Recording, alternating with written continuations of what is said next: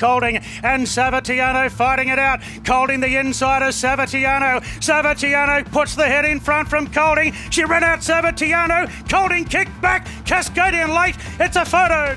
Welcome to Bet Doctor, a behind the curtain look at how pro punters operate. I'm your host, Scoot. I'm joined by the punters punter, DK. How are you? Might be better if I could find a bet, Scooty. It's better be quiet in the DK out wide land, but that's all right. It means not sometimes when you don't bet, it's like winning, Nico. So treading water, but yeah, that's what's going on. It's been a bit of a quiet time, but we'll be right. It's been a fat April. I think you're about 14 units in front that's since right. you started the set. That's right. So it was fat, and the bets popping up everywhere first half of the month, and it just hasn't happened the second half of the month, but that's all right. We'll just take them when they come. Yeah, beautiful stuff. And what about you, Nico? You've defrosted from Ballarat yesterday, one of your favourite places to go. Absolutely favourite place on earth, Ballarat. Jeez, I won't be wanting to go back there anytime soon. I think treading water is just a good term for it at the moment. That's exactly where I am. Just not quite drowning, but just treading water at the moment. Corner Pocket was a good winner for you yesterday, but you had a couple of roughies that got beat. Just like last week, I think we backed 4 horses at like 30, so they've run second or third. So if one of them just gets up, you're probably sweet. So yeah, we're kind of around the mark, but like I said, just treading water at the moment. One of DNO's favourite things to say, if you're backing seconds, it means you're close. It's hard to swallow though, isn't it, when you're around the mark? It just feels like you're backing seconds and fourths when you're out of form. And those things, you ain't getting 30 to 1 next start or anything like that. That's what I hate. We backed Approach Discreet the other day at 90s, and he runs 4th, like the most unlucky horse you've ever seen, and now he's $4 on Saturday. No opportunity there. I couldn't help but wet myself laughing. We'll get the replay up now. It was American Angel. One of your horses.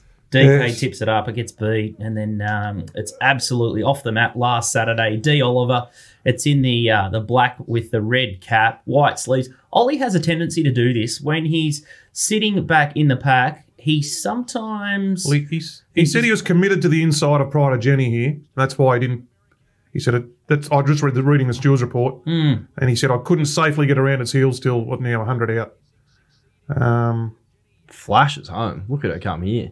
Yeah, and she's wanting more ground as well. Look, she'd been leading, but only been leading because she was probably the best horse, and D-Lane had been leading on her because she was. That's what happened to Pakenham. But she's better, as I said. I didn't mind him taking a sit there, and they ran along. They ran along good because that winner went well at Brookspire because it sat outside the lead and kept going. But the margin was obviously flattered because American Angel never got out, and all the Pride of Jenny punters were blowing as well about what happened with it.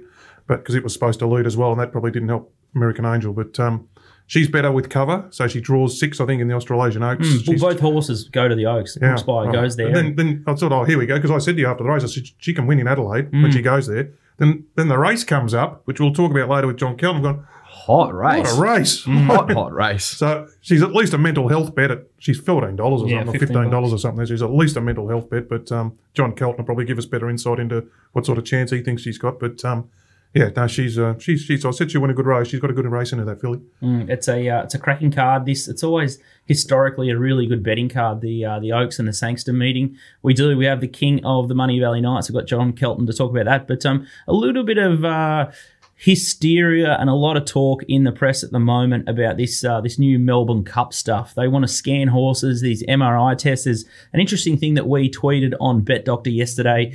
Charlie Fellows basically said he wouldn't be coming back over if he had a horse. The implications around a poor scan could then mean that the horses over in Europe that were intending to travel over may get banned from racing over there. So there's going to be, this story's not going to go away, and we're only tip of the iceberg stuff. I see some really interesting commentary from Matt Chapman, who, talks about how pandering to the minorities is a slippery slope for horse racing officials. But it's that race that's, once a year, if something bad happens, and it's similar to, I guess, the Bool and the jumps and stuff like that. If, lightning strikes and we have an issue, everyone's just up in arms with it. It's a tricky issue, isn't it? It's a tricky issue, but we're very, very, very sensitive for good reasons about equine welfare. And that's our biggest race in the time. As I said, so many once-a-year punters, and when the sport's at its most prolific as far as exposure.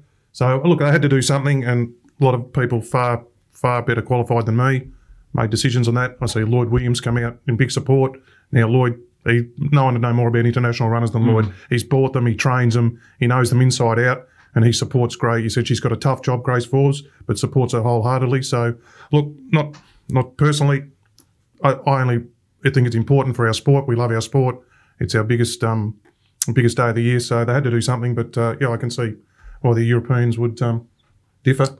Some say it's Werribee, and the track that they use to warm up isn't up to scratch. Another low joint in Victoria, Werribee, that's for sure.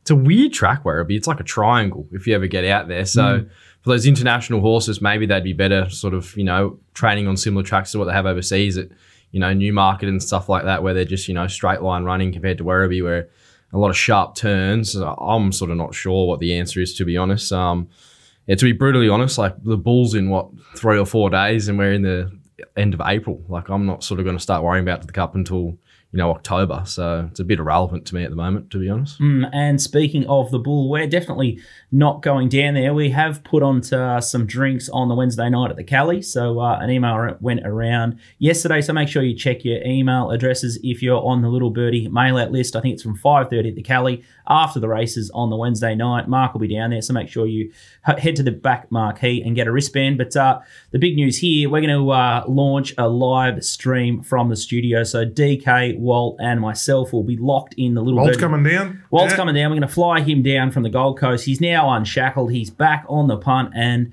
he's up and about and he's on today's show. He's going to talk about the Hawkesbury meeting, but we'll have some details on our website, littlebirdie.pod.com, and we'll open up the Bull stream. So we might see what we can put into the betting bank for a lot, 4 or 5 days worth of stream. So I think we'll close it about half an hour before the first race on Tuesday. So it'll be lightning quick. I haven't got 2 weeks to deposit here. We've only got a few days to get on board, but it's going to be an all-star cast. Nico Noonan's going to be down there in the yard. As I said, we've got Walt, DK, and myself in the studio. We're going to dial in John Kelton.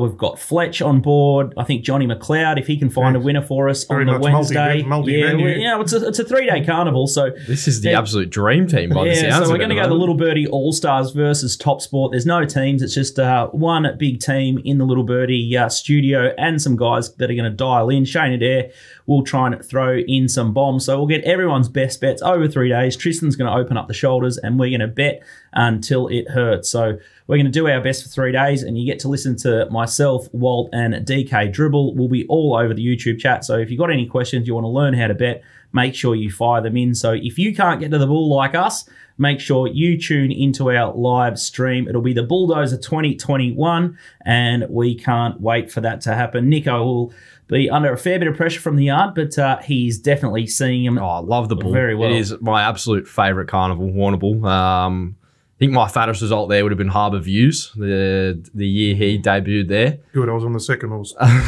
Simon Wild, D. Oliver. I couldn't hear any other chatter that there was anything beating him. And I knew I was taking blokes on like you, just had complete tunnel vision. This is Matt Williams said it's a group horse or something like this. And I thought, first starter, I'll take it on. D. Oliver's going to get the beautiful run inside it. Yeah. You beat me by about a length, I think, didn't you? I still wasn't impressive. I still think that's the biggest bet I ever had, that Harbour Views. I launched early and then I went again late in the ring after the yard because he came into the yard and he did feel like a group horse. So hopefully we see, similar sort of situation to that this year, maybe something out wide.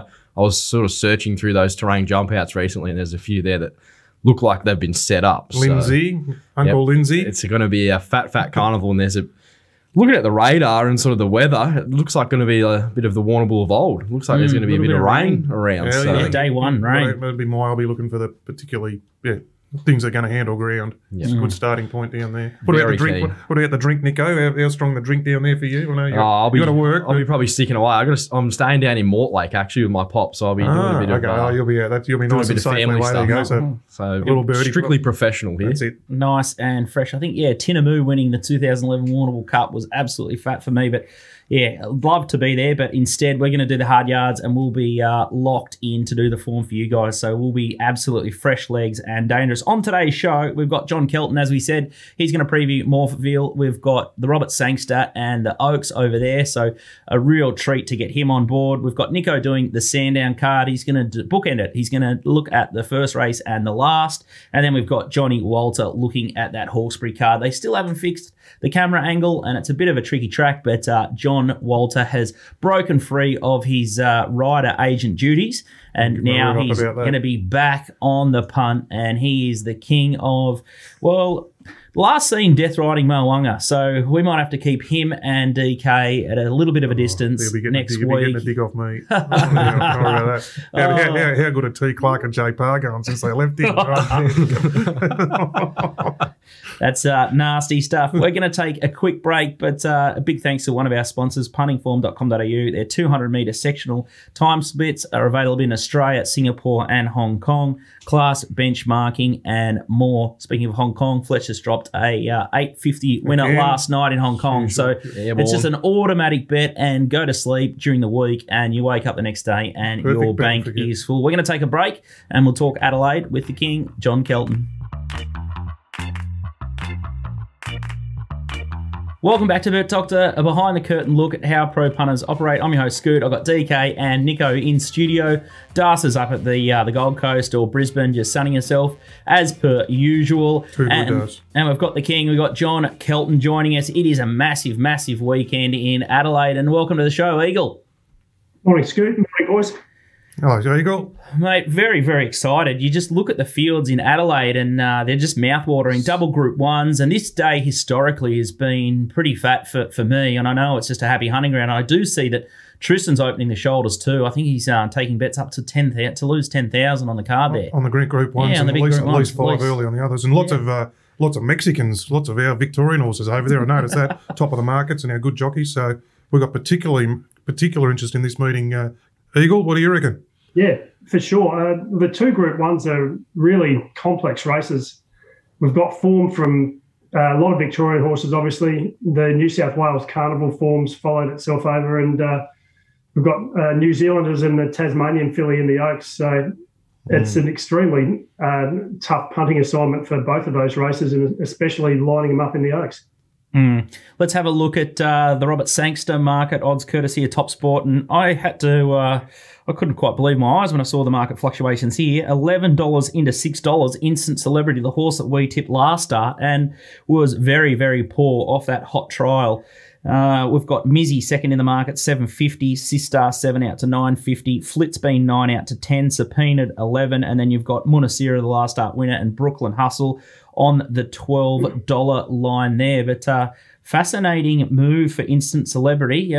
Kick us off, Johnny. What are your thoughts in this race? Yeah, well, starting with Instant Celebrity, you would have to say she was a little bit disappointing last start.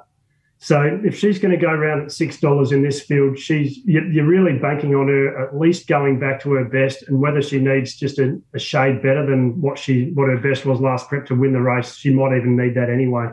So at $6, I would have to be against her.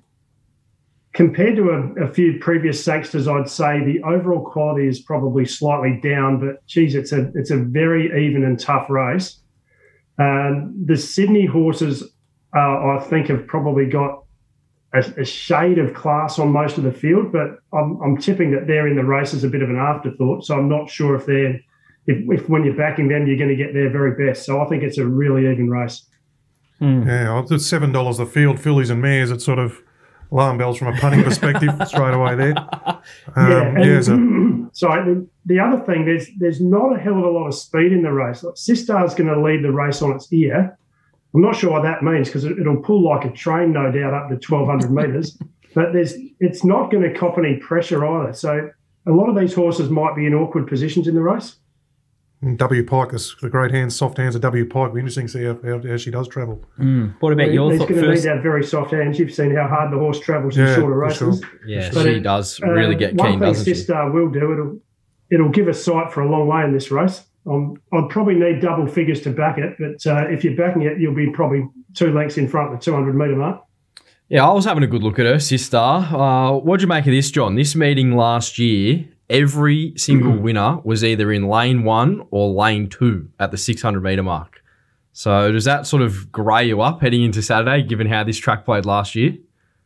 Yeah, well, the previous few meetings at Morphettville have played quite leaderish, and they've played leaderish from various rail positions, which has been strange also. It seems to have been a bit of a case that the inside has been compacted when racing on good 3-ish tracks recently, and when they push the rail out, that inside section has tended to be a bit firmer. So they've gone from a rail of about 11 or 12 metres just for those 2 races they had last week right back into the normal this week. So And we've got a bit of fresh ground there. I'm not convinced it's going to be a fast lane to the inside, but I certainly wouldn't think it'll be any disadvantage. The runner that sort of caught my eye, but I'm not really sure where it's going to map, is Flit, the Sydney horse that came out of that Group 1 William Reid, the former round Masked Crusader.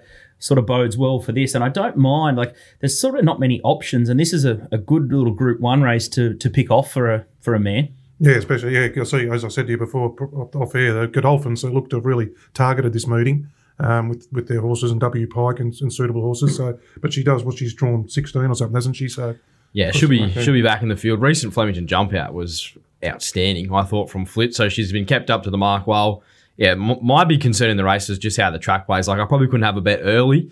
If the track's fair on the day, I was kind of leaning towards Brooklyn Hustle and Flit, hopefully just swooping down the outside. Hopefully Sistar kind of overdoes it in front and they can just be the chargers late. I think they're probably the two best credentialed horses in the race. Their recent runs in sort of the William Reid and the Newmarket were both pretty good for a race like this. So that was the way I was looking, but they could be completely out of play if it plays like it did last year, this track. Big JC. You got Billy Egan back on Rubisaki, and she looks like she's somewhere near back to her best. But what's your final thoughts on this one, John? You know, wait till the very difficult race. I agree. I think Flit's a genuine winning chance. I think her form in her last couple is good enough to put it right around the mark. Mizzy is another horse that I probably don't know as well as a few of the other SA Victorian horses, but Mizzy's drawn a spot where it might well be able to hold some sort of position forward in midfield, and its form's definitely good enough to win the race or put it right in the race. So I think horses 1, 2 and 3 have got form that's probably slightly superior to most of the others. I agree Brooklyn Hustle was a chance, and I'd probably have to say Sistar is a chance because I could see it getting left alone and getting a very cheap lead. Instant Celebrity is one that would have to improve to win, so at that price, I'm probably not going to be backing her.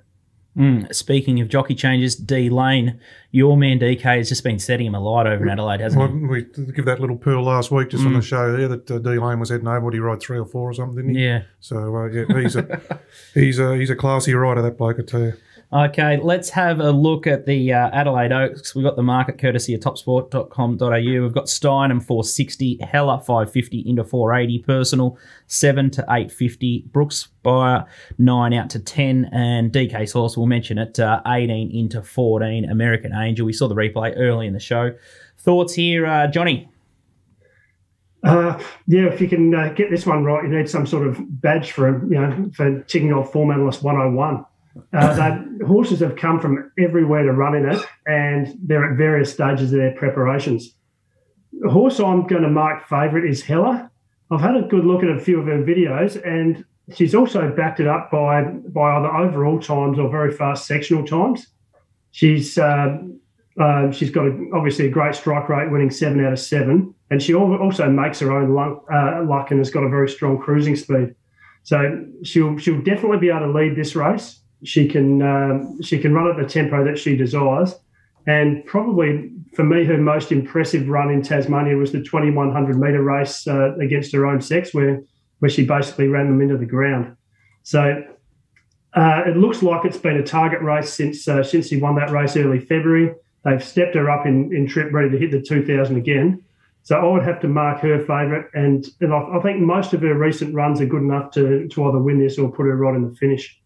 A lot of nodding going on in the studio here. DK first? I mean, when I put this race up, I knew about Eagle, but I said, wow, what a race. Like, for an Australasian Oaks, to see, I mean, the Steinem's there. We know Steinem well. He's got the grey up down to barrier 1. You've got Heller that this looks like a superstar from Tasmania.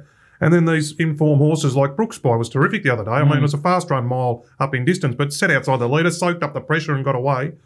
And then we had our horse, American Angel, who I think she's got a good race in her. She's by America, and she'll stay all day, and we'll get the perfect run from the draw here with D Lane back on. So I just thought what a terrific race. What a terrific race. Yeah, she's already got a run. There's been a scratching this morning there, so that's good news for her. Good news. Yeah, Nico? Very interesting race. Like, even the top weight Personal, like, she's kind of been there and done it now. Like the Oaks winner. John made a really good point. Haller's won over 2100. I suppose that's just sort of knock on a few of these other fillies like Steinem, who did look like she peaked on her run. at the end of 1800. She did a lot of work to get into the race. Interestingly enough, though, looking at the sectionals, she was still the fastest last 200 of that race when she looked a bit all out. So, look, she was probably the way I was leaning. I think she's very smart, Steinem. I just think you'll need a bit of luck from the draw. Personally, I was happy to take on Haller. I just think the more pressure in a race like this, yes, she can go fast early, but I just haven't seen a race where she's copped a lot of pressure out in front. And with the potential of a few horses potentially taking her on here, I thought that could potentially bring her undone. And if Steinem can be just put into the race from barrier number 1, she'll need a few gaps. But I think if they open up, I think she will definitely be hitting the line hard. What about Flexible? She's done nothing wrong. I was going to say, she's the good runner. And she got the Grouse Sydney form, which proved to be so fruitful last year. And W Pike going on. I thought she was definitely a better Blink as well. Blinker's first time in the big race. So. Yeah, this just looks like a little setup from James Cummings, doesn't it? It's quite a tricky race. Yeah, you could spend a good half an hour or 45 minutes, and you could go around in circles a few times. It's that sort of race. You're in a corner. I mean, you pick a good horse, you're in the corner. These are prolific winners, or good horses, classy horses, Steinem and Heller. You got John and Nico in the corners of each. I'm in the corner of my horse. I think she can run a race at big odds, and there's other horses as well. So you got Personal, and then you've got these New Zealand fillies, which bring another aspect to the race which we haven't really seen before. Like Tukarangi, I think it won the Waikato Guineas over in New Zealand, or one of those Guineas over 2100, and she kind of looks better suited at sort of 2025, which she ran in the Derby. So, did you have any thoughts there, John, on the Kiwi fillies? Yeah, I looked through the New Zealand form.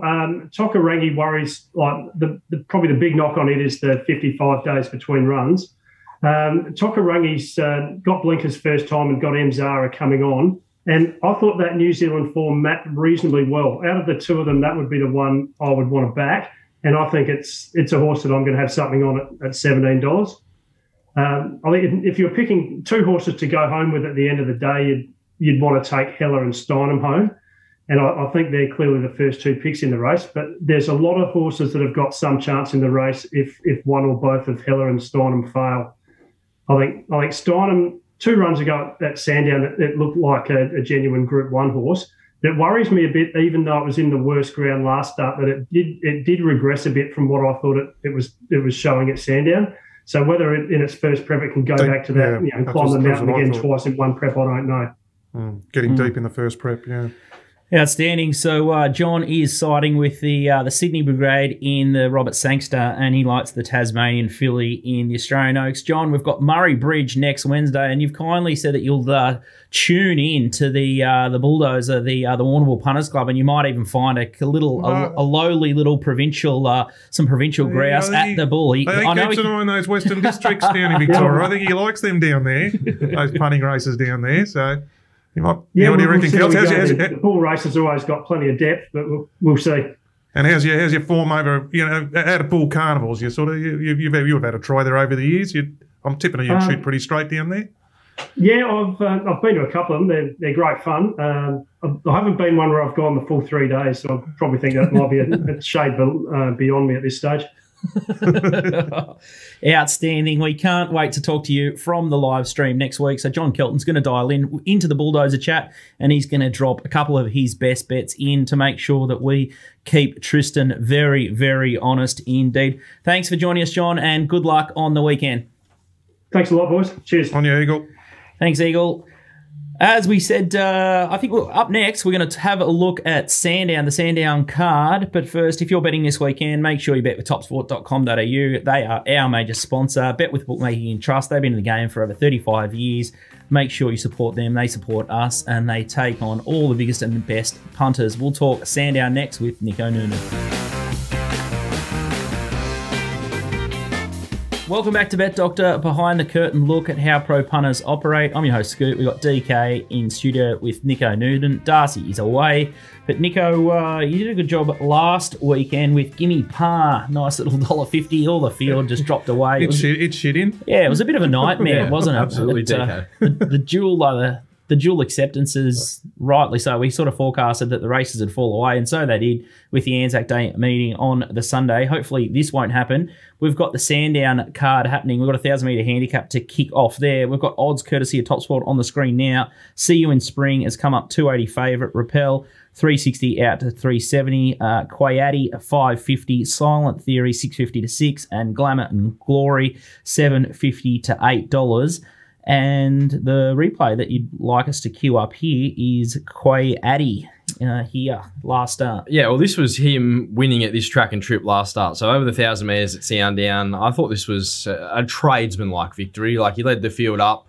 Not 100% sure on what he beat. The figures weren't exactly like red hot, but I don't think this is a very good race, to be honest. Like, the favourite See You in Spring's coming off a Cranbourne win where she jumped straight to the rail on the home track. Run some good overall time, but I think that was mainly because she went fast early. I was kind of happy enough to be against her. Repeals jumped out very well this prep, but they just haven't missed it, like the price assessors.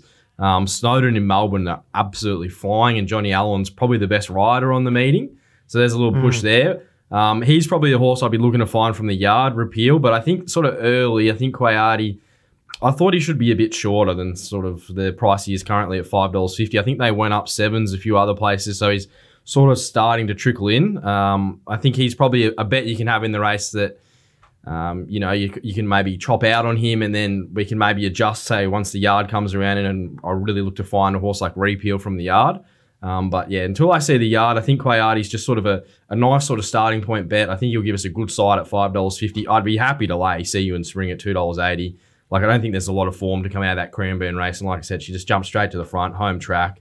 Now getting to Sandown, drawn barrier number 8 away from the inside draw, and there's a lot of speed drawn inside her.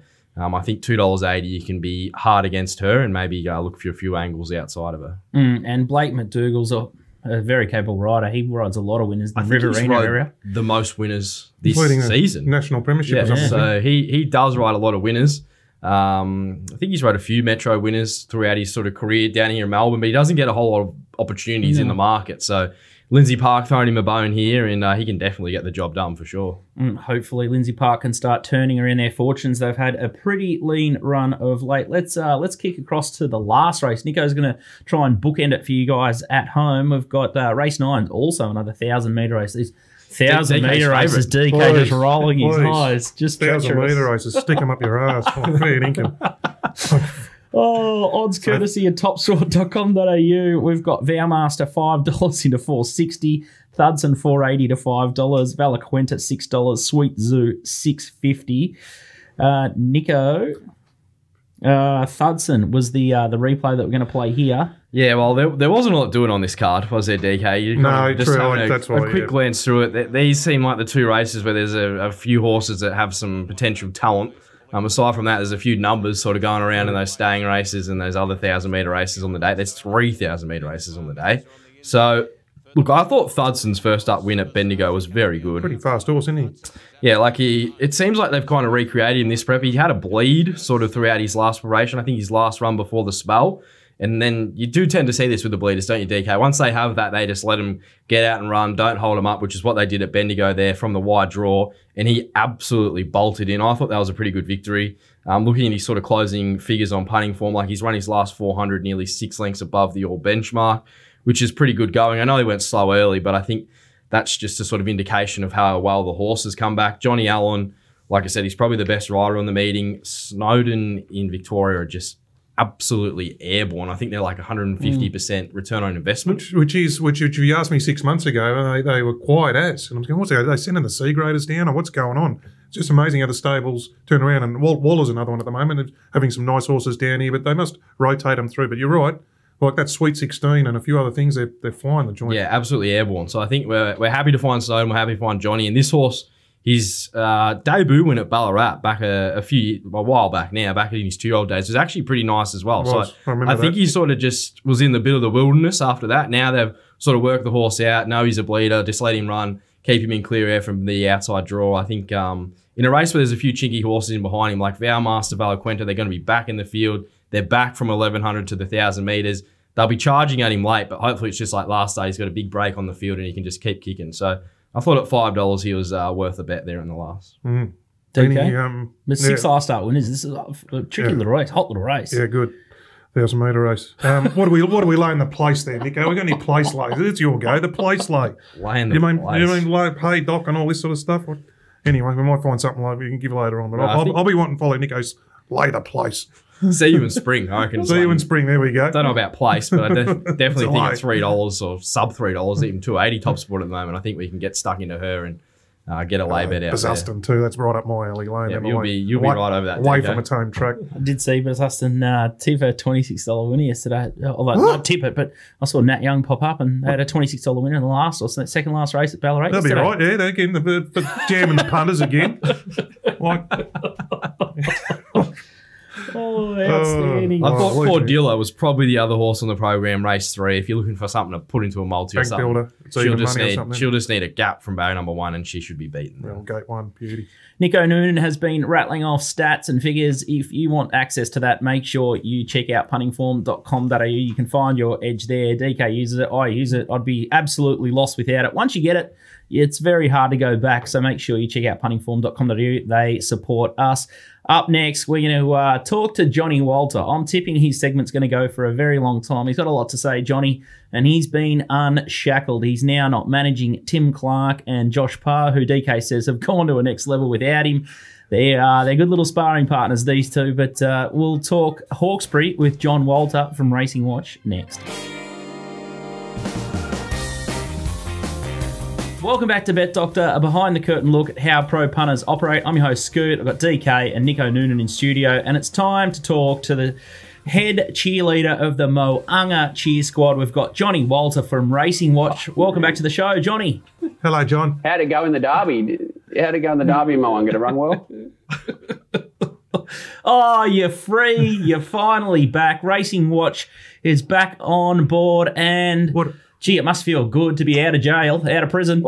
Last day of having a job, an official job, where I get paid. Tomorrow I go straight to Centrelink. Outstanding. Everyone would know John well from his sensational tipping efforts on the Magic Million stream. He found an $18 winner. Yeah, they went straight to the front. Straight to the front. He thought it'd be up the back. Still got the chocolates. And the other one, I thought it'd be out the back, went straight to the front. Yeah. Can find a winner. Draw pictures. John, we're flying him down for Warrnambool. He's going to be in the studio. I'm going to have to sit right in the middle of these two, DK and John. They'll be throwing cut lunches at each other for 3 days in the stream. And how do you feel about your first Warrnambool lock-in, Johnny? Be different. I would have loved to get down there and get on track. Obviously, that's not eventuating, but I've never really even immersed myself in the meeting itself, let alone been on track for 3 days. So it should be a new experience.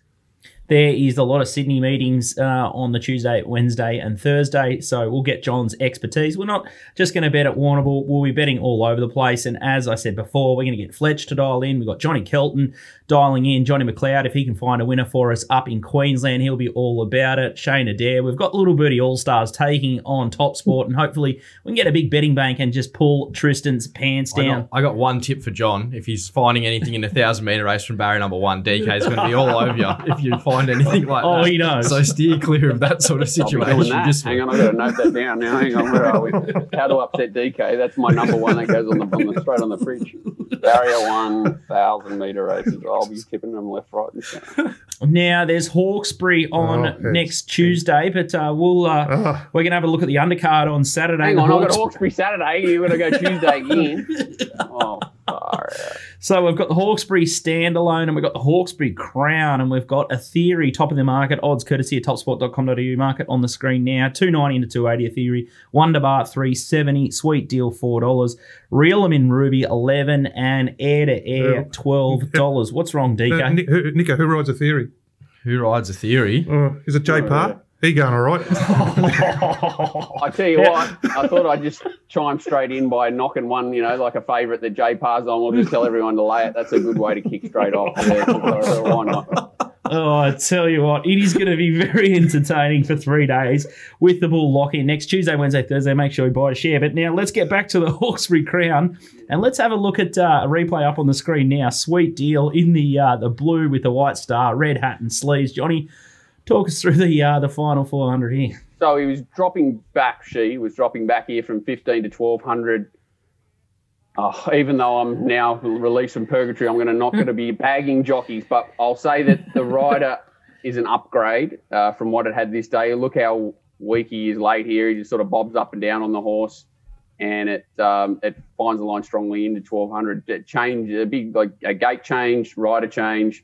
1300 where the others are all sort of building into their preps or maybe a little bit vulnerable at the trip. This horse should be peaking, even though it's had a bit of a funny prep. It's still well and truly race fit compared to the others. And that run was the perfect lead in for this. For mine. $4. You want to step into that quote or? Well, I think it should be favourite. I don't think it'll firm dramatically. You could probably even get something closer to $5. I'm not saying they won't back a theory because its form's incredible. Its trial was really flashy. It was sort of a keen trial for mine. So not like what I don't like about this horse is 19 starts into a career. Its maximum winning distance is 1200. It's obviously been beaten a lip in the Magic Millions there, but it was like 7th or 8th up. Looked home and didn't really burst through the line. So 1300 looks as far as it possibly can go. It's here off one trial, gate one. DK, I like that I'm potting it.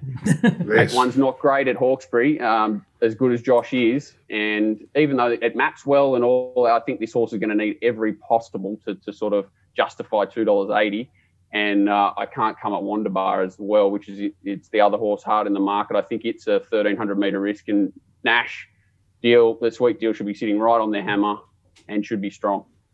Yeah, looking at the race, I was sort of going to ask John that question about Wonderbar, but he's kind of answered it, that she's a bit of a question mark. Her theory's very well exposed, and like you sort of said, Nash gets back on a Sweet Deal, and he's got a real good association with that horse. We sort of saw when she sort of rose through the grades, he was the jockey that was punching her home in a lot of her wins. So, yeah, it does look a bit of a setup job there. Nash will be full of confidence. He's got an interesting ride in race 3. Golden Gorge, $6.50 into now $2.90 with TopSport. Ex-Victorian horse. Ex-Victorian horse. Goes up for It's the best handicapped horse I've seen in a highway for that long. It's the most blatant setup job I've ever seen. Puts it in a town plate, drops it to a class 2 with 63.5, rides it out the back, then into a benchmark 87 Wagga town plate preview, goes like a rocket in all three, and they put up $6.50. No wonder they got knocked off their stand. Into $2.90, so it may still be a bet there. So that's Hawkesbury, race 3 in the Tab Highway, number 1, Golden Gorge. So if you're having second thoughts about jumping into the Bulldozer, make sure you pump that horse and then roll your share over into the 3-day carnival, and you get that classic insight and a little bit of banter that Walt and DK are famous for. So that's a Sweet Deal in the Hawkesbury Crown. Let's have a look at the Hawkesbury Guineas, or we'll be here all day. We know Walt loves a chat, but odds courtesy of topsport.com.au up on the screen now. Ellsberg has been the one that they've backed, $2.15 into $2.05. Exo Boom, $7 to $6. Rainbow Connection, $7. Eliza Bill, $9.50 to $8.50. And AIM, $9.50. We've got the replay of Ellsberg last start. Talk us through why you like this horse, Walt. You won't learn a lot from this. Obviously, you had every chance this day and just sort of treated him with contempt. It's a little bit different setup Saturday, but you've also got a horse that's benefiting from this run. It just shows he's a bit of a push-button horse, and really there's not much more depth to the race that he finds on Saturday. Rainbow Connection, which is second from the outside here, finds the line nicely, but again, he draws awkwardly and probably gives Ellsberg a big start. Ellsberg draws 4. There's a bit of speed under him in 1, 2 and 3, which is a little bit of a query, especially with the riders on them, but he's got options to sit basically wherever he wants to do. If he jumps clean, he can lead. If he wants to sit just off him, he can do that. And I think that day, I should be better prepared, even though he was a comfortable winner after he controlled the tempo, it wasn't exactly a day to be hard fence. Is that right? Very well prepared, me. Jamaica come to the middle, Hungry Heart, Wild Ruler wide. Yeah, that was the day that they sort of got further and further off the fence, I think. So even though he looked comfortable, he was the only winner on the fence, and I just think he's an absolute machine, this horse. He can go on to something like a Stradbroke and be very dangerous. Yeah, it does kind of look like he's gone to a new level, this prep. That first up win, he always was a horse that's shown a lot of ability, but it just looked like last prep he just didn't really know what it was about, did he? Absolutely, and I remember I wasn't allowed to. It was tongue tied on the race itself, but I couldn't help myself. Even in the chat room, holy guacamole, this thing looks unbelievable in the parade. And he's definitely, like, if he's the old boy's become a man or whatever you want to say, like, he just looks like his father spilled the beans. I remember I was half obsessed with the horse when Gerald trained him, and this bloke looks identical, if not a little bit of a bigger, stronger version. So he's, I think he's just too good. The only horse I'm scared of is On Chow, but he trialled really average, I thought, between runs, and just because the blinkers go on and Newnham's so hot, the trainer is going well. Him and O'Shea are the two that seem to be absolutely on fire in Sydney for mine and Snowden. And he scares me a little bit, but I just think this horse is too good no matter what happens, pretty much. Yeah. Just be another winner for T. Clark since he left John. That's all. He seems to be quite possibly the first winner for T. Clark since he left John. And you'll notice that I potted JP because he left me early, and I'm encouraging him because he's stuck. There he is. Loyalty. So if people are trying to find you, Johnny, how do they get in touch with you 7 days a week? There's a GoFundMe page, GoFundMe for Walt. No, it's racingwatch.com.au. I'll do a bit of a relaunch of everything over the next couple of weeks as I'm out of purgatory. I'm probably going to hold it up a week because Hawkesbury is not really my favourite place on earth, and I want to give everyone, the full experience for a month or so or whatever. So that'll probably come in Saturday week. But, everything's back on deck. I can actually have an opinion.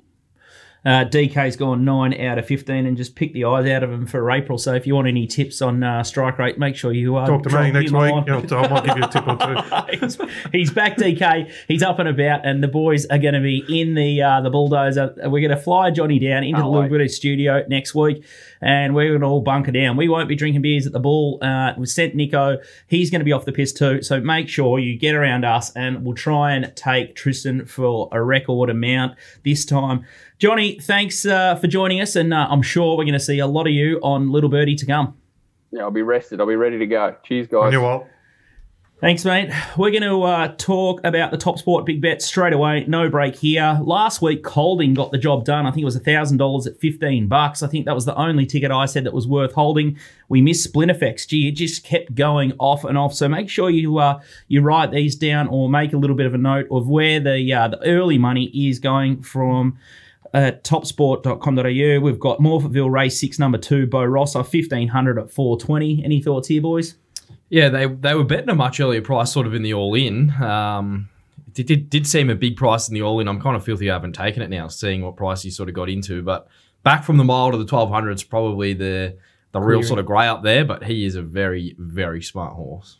In the Robert Sangster Race 7, number 2, Mizzy, 1,000 at 850. John Kelton siding with all the Sydney fillies up here. Yeah, so she's got that strongest Sydney form. Just the connections are a bit of a trainer-jockey combination. Be my main worry with that sort of. She's got no SP profile either, which I found interesting. Anthony Cummings, he's sort of, I don't know, very, very ordinary stats. Anyway. And he's coming off the George Ryder on a wet track, so interesting one there. But the top 3 in the market from Sydney is where John Kelton was playing in the Sangster.